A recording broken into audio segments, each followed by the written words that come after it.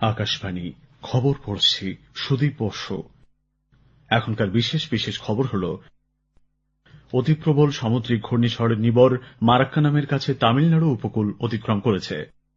উপকূলবর্তী এলাকায় প্রবল বর্ষণ চলেছে। প্রধানমন্ত্রী নরেন্দ্র মোদী সর্বভারতীয় প্রিসাইডিং অফিসার সম্মেলনে আজ সমাপ্তিসূচক ভাষণ দেবেন। ভার্চুয়াল মাধ্যমে পুনর্নবীকরণযোগ্য শক্তি ক্ষেত্রে বিনিয়োগকারীদের সম্মেলনের তিনি সূচনা করবেন। আজ সংবিধান দিবস। দেশে দৈনিক করোনা সংক্রমণ টানা ১৯ দিন ৫০,০০০-এর নিচে রয়েছে। আরোগ্যের হার ৯৩.৬৬%। ফুটবলের রাজপুত্র ডিয়েগো আর্মান্দো মারাদোনা প্রয়াত, শোকাচ্ছন্ন ফুটবল দুনিয়া। করোনা সংক্রমণ এড়াতে মাস্ক পরুন ও ঠিকভাবে পরুন। ২ গজ দূরত্ব বজায় রাখুন। হাত ও মুখ পরিষ্কার পরিচ্ছন্ন রাখুন। আসি বিস্তারিত খবরে। অতি প্রবল সামুদ্রিক ঘূর্ণিঝড় নিবর গতরাতে তামিলনাড়ুর মারাক্কানামের কাছে সমুদ্র উপকূল পেরিয়েছে। বাতাসের গতিবেগ ছিল ঘণ্টায় ১২০ থেকে ১৩০ কিলোমিটার। সর্বোচ্চ গতিবেগ ১৪০ কিলোমিটারে পৌঁছয়। ঘূর্ণিঝড়ের প্রভাবে চেন্নাই সহ উপকূলবর্তী এলাকাগুলিতে ভারী বৃষ্টি চলছে। সমুদ্র ছিল উত্তাল। আবহাওয়া দপ্তর জানিয়েছে, ঘূর্ণিঝড়টি বর্তমানে শক্তি হারালেও এর প্রভাবে বর্ষণ চলবে। ১,২০,০০০-এরও বেশি মানুষকে নিরাপদ স্থানে সরিয়ে নিয়ে যাওয়া হয়েছে। বিভিন্ন জায়গায় প্রচুর গাছ উপড়ে পড়ার খবর এসেছে। এনডিআরএফ ও প্রতিরক্ষা বাহিনীর জওয়ানরা ত্রাণ ও উদ্ধার কাজে হাত লাগিয়েছেন। বিদ্যুৎ পরিবাহী ১.৫ লক্ষের বেশি খুঁটি উপড়ে পড়েছে। পুদুচেরির একাধিক স্থান জলমগ্ন। কুড্ডালোরে গতকাল রাত 10:30 পর্যন্ত ২২৭ মিলিমিটার বৃষ্টি হয়েছে। পুদুচেরিতে হয় ১৮৭ মিলিমিটার বৃষ্টি। প্রধানমন্ত্রী নরেন্দ্র মোদী আজ ৮০তম সর্বভারতীয় প্রিসাইডিং অফিসার সম্মেলনের সমাপ্তি অনুষ্ঠানে ভার্চুয়ালি ভাষণ দেবেন। দুদিনের এই সম্মেলন গতকাল গুজরাটের কেভাড়িয়ায় শুরু হয়েছে। রাষ্ট্রপতি রামনাথ কোবিন্দ এর সূচনা করেন। উপস্থিত ছিলেন উপরাষ্ট্রপতি ও রাজ্যসভা সভাপতি এম ভেঙ্কাইয়া নাইডু, লোকসভার অধ্যক্ষ ওম বিড়লা, রাজ্যপাল আচার্য দেবব্রত, রাজ্যের মুখ্যমন্ত্রী বিজয় রূপানী প্রমুখ। আমাদের আকাশবাণীর সংবাদদাতা জানাচ্ছেন, সম্মেলনে সংবিধানের সংশোধনী ছাড়াও আইন সংক্রান্ত বিভিন্ন বিষয় নিয়ে পর্যালোচনা করা হয়। লোকসভার অধ্যক্ষ ওম বিড়লা সংবিধান দিবস উপলক্ষে কেভাড়িয়ায় এক বিশেষ প্রদর্শনীর সূচনা করেছেন। এর বিষয় সংবিধান ও মৌলিক অধিকার। প্রধানমন্ত্রী আজ ভার্চুয়াল মাধ্যমে তৃতীয় আন্তর্জাতিক পুনর্নবীকরণযোগ্য শক্তি ক্ষেত্রে বিনিয়োগকারীদের সম্মেলন ও প্রদর্শনী রি-ইনভেস্ট ২০২০ সূচনা করবেন। নতুন এবং পুনর্নবীকরণযোগ্য শক্তি মন্ত্রক ৩ দিনের এই সম্মেলনের আয়োজন করেছে। সম্মেলনের বিষয় শক্তির মজবুত রূপান্তরের লক্ষ্যে উদ্ভাবন। বিভিন্ন সংস্থা শক্তি ক্ষেত্রে তাদের অত্যাধুনিক উন্নত প্রযুক্তির প্রদর্শন করবে। পুনর্নবীকরণযোগ্য শক্তি ক্ষেত্রে আন্তর্জাতিক স্তরে উন্নয়ন ও সংস্থানের সুযোগ গড়ে তুলতে এবং বিশ্ব বিনিয়োগ সংস্থার সঙ্গে ভারতের সম্পর্ক গড়ে তোলার লক্ষ্যেই এই সম্মেলনের আয়োজন করা হয়েছে।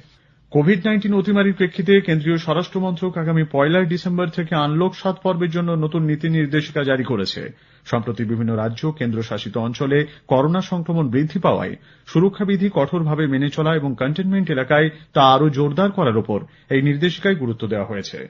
সঠিকভাবে তা মেনে চলা হচ্ছে কিনা সেটা দেখার দায়িত্ব স্থানীয় জেলা প্রশাসন, পুলিশ ও পুর কর্তৃপক্ষকে নিতে বলা হয়েছে। পরিস্থিতি পর্যালোচনা করে প্রয়োজন মতো রাজ্য ও কেন্দ্রশাসিত অঞ্চলগুলি কারফিউ সহ স্থানীয় কিছু বিধিনিষেধ আরোপ করতে পারে বলেও নির্দেশিকায় উল্লেখ করা হয়েছে। তবে লকডাউন ঘোষণা করতে হলে আগের মতোই কেন্দ্রের সঙ্গে আলোচনা করতে হবে।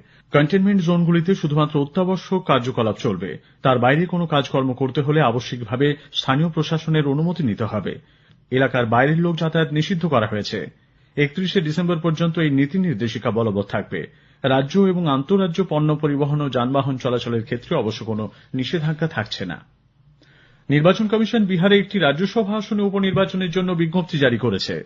লোক জনশক্তি পার্টির নেতা রামবিলাস পাসোয়ানের মৃত্যুতে আসনটি শূন্য হয়। ৩রা ডিসেম্বর পর্যন্ত মনোনয়ন জমা করা যাবে। ৪ তারিখ সেগুলি পরীক্ষা করে দেখা হবে। প্রার্থীপদ প্রত্যাহারের শেষ দিন ৭ই ডিসেম্বর। ১৪ তারিখ ভোট নেওয়া হবে। আজ সংবিধান দিবস। ১৯৪৯ সালের এই দিনেই আইনসভা ভারতীয় সংবিধানকে স্বীকৃতি দেয়। আজকের দিনটি জাতীয় আইন দিবস হিসেবেও পালিত হয়। সংবিধান প্রণয়নে ড বি আর আম্বেদকরের ভূমিকাকে স্মরণীয় করে রাখতে এনডিএ সরকার ২০১৫ সাল থেকে সংবিধান দিবস পালন করছে। সংবিধান দিবস উপলক্ষে রাষ্ট্রপতি রামনাথ কোবিন্দ এবং কেভাড়িয়ায় প্রিসাইডিং অফিসারদের সম্মেলনে উপস্থিত প্রতিনিধিরা সংবিধানের প্রস্তাবনা পাঠ করেছেন। আজ ২৬/১১। মুম্বাই জঙ্গি হামলার ঘটনার আজ ১২ বছর পূর্ণ হল। হামলায় শহীদ নিরাপত্তা কর্মীদের শ্রদ্ধা ও সম্মান জানাতে মুম্বাই পুলিশ এক অনুষ্ঠানের আয়োজন করেছে। করোনা আবহে স্বল্প সংখ্যক মানুষ এতে অংশ নিচ্ছেন। 2008 সালে 26শে নভেম্বর রাতে 10 জন সশস্ত্র পাক মদতপুষ্ট লস্কর জঙ্গি মুম্বাইতে 4 দিন ধরে একাধিক হামলা চালায়। 160 জনের বেশি মানুষ এতে প্রাণ হারান। একমাত্র ধৃত জঙ্গি আজমল কাসেবকে 2012 সালের 21শে নভেম্বর ফাঁসি দেওয়া হয়। প্রধানমন্ত্রী নরেন্দ্র মোদী আগামী 29শে নভেম্বর আকাশবাণীর মন কি বাত অনুষ্ঠানে তাঁর চিন্তাভাবনা সকলের সঙ্গে ভাগ করে নেবেন। এটি হবে মাসিক এই বেতার অনুষ্ঠানের 71তম পর্ব। আকাশবাণী ও দূরদর্শনের সবকটি চ্যানেলে বেলা 11টা থেকে অনুষ্ঠানটি শোনা যাবে। এছাড়া www.newsonair.com এই ওয়েবসাইট, নিউজ অন এআইআর এর মোবাইল অ্যাপ এবং আকাশবাণী ও দূরদর্শন সংবাদের ইউটিউব চ্যানেলেও সরাসরি মন কি বাত সম্প্রচারিত হবে। প্রধানমন্ত্রীর হিন্দি ভাষণের পরই প্রচারিত হবে আঞ্চলিক ভাষায় তর্জমা। রাত 8টায় আবার আঞ্চলিক ভাষায় তর্জমা পুনঃ সম্প্রচারিত হবে। জনসাধারণ নমো অ্যাপ, মাইগভ ওপেন ফোরাম অথবা 1800117800 এই টোল ফ্রি নম্বরে ফোন করে তাঁদের মতামত ও পরামর্শ জানাতে পারবেন। খবর শুনছেন আকাশবাণী থেকে। দেশে দৈনিক করোনা সংক্রমণ টানা 19 দিন 50,000-এর নিচে। আজ সকালে প্রকাশিত রিপোর্ট অনুযায়ী গত 24 ঘণ্টায় নতুন করে 44,488 জন আক্রান্ত হয়েছেন। সুস্থ হয়েছেন 36,367 জন। দেশে এ পর্যন্ত 86,79,000-এর বেশি মানুষ রোগমুক্ত হয়েছেন। আরোগ্যের হার 93.66%। অ্যাক্টিভ কেস মোট সংক্রমণের 5% নিচে রয়েছে। বর্তমানে অ্যাক্টিভ কেসের সংখ্যা 4,52,344। নতুন করে আক্রান্তের 77% রোগী 10টি রাজ্য ও কেন্দ্রশাসিত অঞ্চলের।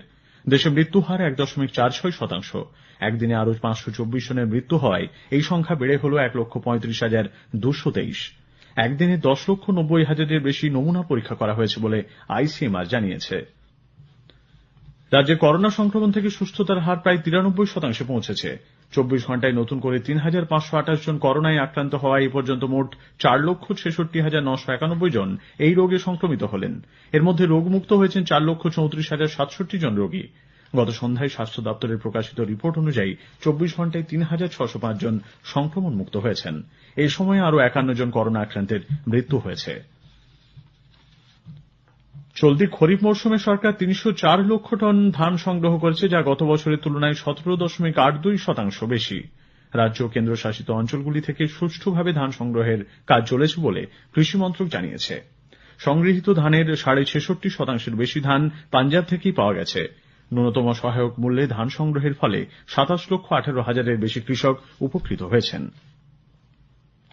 মালয়ালম চলচ্চিত্র জাল্লিকাট্টু এবারের বিদেশি ছবি বিভাগে অস্কারে ভারতের প্রতিনিধিত্ব করবে।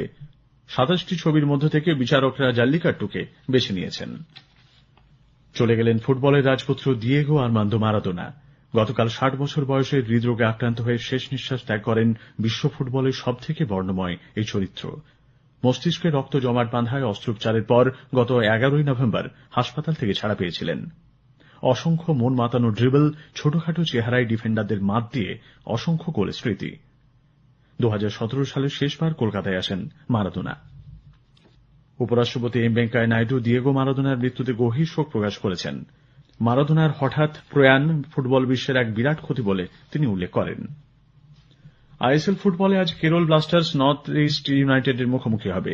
খেলা শুরু হবে সন্ধে 7:30টায়। শেষ করার আগে খবরের বিশেষ কিছু অংশ আরেকবার। অতি প্রবল সামুদ্রিক ঘূর্ণিঝড় নিবর মারাক্কানামের কাছে তামিলনাড়ু উপকূল অতিক্রম করেছে। উপকূলবর্তী এলাকায় প্রবল বর্ষণ চলেছে। প্রধানমন্ত্রী নরেন্দ্র মোদী সর্বভারতীয় প্রিসাইডিং অফিসার সম্মেলনে আজ সমাপ্তিসূচক ভাষণ দেবেন। ভার্চুয়াল মাধ্যমে পুনর্নবীকরণযোগ্য শক্তি ক্ষেত্রে বিনিয়োগকারীদের সম্মেলনের তিনি সূচনা করবেন। আজ সংবিধান দিবস। দেশে দৈনিক করোনা সংক্রমণ টানা 19 দিন 50,000-এর নিচে রয়েছে। আরোগ্যের হার 93.66%। ফুটবলের রাজপুত্র দিয়েগো আর্মান্দো মারাদোনা প্রয়াত, শোকাচ্ছন্ন ফুটবল দুনিয়া। খবর শেষ হলো।